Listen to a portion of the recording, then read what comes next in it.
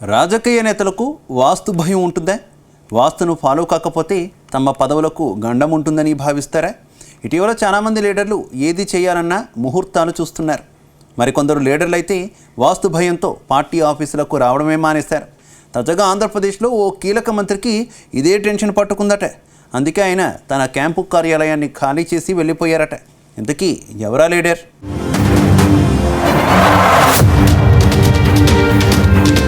Andhra Pradesh deputy సీఎంగా బాధ్యతలు తీసుకున్నాక పవన్ కళ్యాణ్ తనదైన మార్కును చూపిస్తున్నారు. ప్రజా సమస్యల పరిష్కారం, రాష్ట్రంలో విపత్తులపై వెంటనే స్పందించి ప్రజలకు సహకారం అందిస్తున్నారు. సీఎం చంద్రబాబు తనకు కేటాయించిన శాఖలను సమర్థవంతంగా నిర్వర్తిస్తున్నారు. ఇప్పటి వరకు బాగానే ఉంది. కానీ పవన్ కళ్యాణ్ కు ఓ విషయం తెగ టెన్షన్ పెడుతోందట.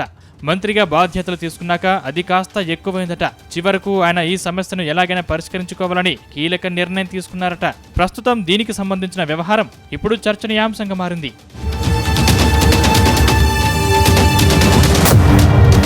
ఆంధ్రప్రదేశ్లో కూటమి సర్కార్ కొలువు తీరాక పవన్ కళ్యాణ్ కు విజయవాడలోని జలవనరుల శాఖకు చెందిన గవర్నర్ పేట క్యాంపు కార్యాలయాన్ని కేటాయించారు. ఆయన మొదట్లో అక్కడి నుంచే పనులు చక్కబెట్టారు. ఆ తర్వాత మాత్రం క్రమక్రమంగా దూరమయ్యారు. ప్రస్తుతం మంగళగిరిలోనే తన నివాసంలోనే ఎక్కువగా ఉంటున్న పవన్ కళ్యాణ్ విజయవాడ క్యాంపు కార్యాలయాన్ని వదిలేయాలనే నిర్ణయానికి వచ్చారట. తనకు మరో క్యాంపు కార్యాలయం ఉన్నందున గవర్నర్ పేటలోని తన క్యాంపు కార్యాలయాన్ని తిరిగి ఇచ్చేయాలని డిసైడ్ అయ్యారట. ఈ మేరకు సీఎం చంద్రబాబుకు పవన్ కళ్యాణ్ లేఖ రాసినట్టు తెలిసింది.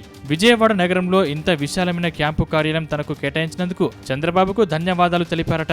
అయితే పవన్ కళ్యాణ్ తన క్యాంపు కార్యాలయం ఖాళీ చేయడం వెనుక వాస్తు దోషం ఉన్నట్టు ప్రచారం జరుగుతోంది. వాస్తవానికి గవర్నర్ పేటలోని జలవనరుల శాఖ క్యాంపు ఆఫీసుకు వాస్తుదోషం ఉన్నట్టు ప్రచారం జరుగుతోంది. ఇందులో గతంలో ఉన్న మంత్రులంతా ఆ తర్వాత ఎన్నికల్లో ఓటమి పాలై పదవులు కోల్పోయారు. వీరిలో కొందరు రాజకీయంగా అప్రధాన్యంగా మారిపోయారు కూడా.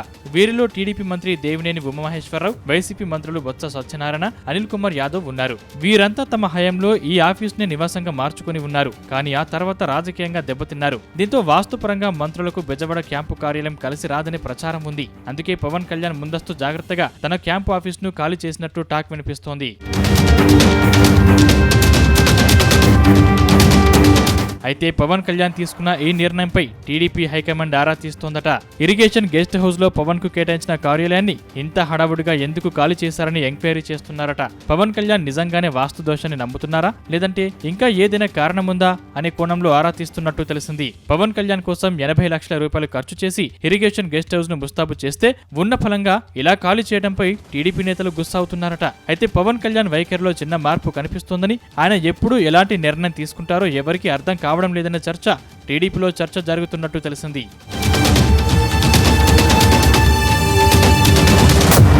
మొత్తంగా పవన్ కళ్యాణ్ తన క్యాంపు ఆఫీసును మార్చేయడంపై ఆసక్తికర చర్చ జరుగుతుంది. డిప్యూటీ సీఎం హోదాలో ఉన్న పవన్ కళ్యాణ్ వాస్తు భయంతోనే ఖాళీ చేశారా, లేదంటే భవిష్యత్తు ప్రణాళికలు ఏమైనా రచిస్తున్నారా అనే ప్రశ్నలు తలెత్తుతున్నాయి. ఇదే విషయంలో లోకల్ గా పెద్ద చర్చ జరుగుతోందట.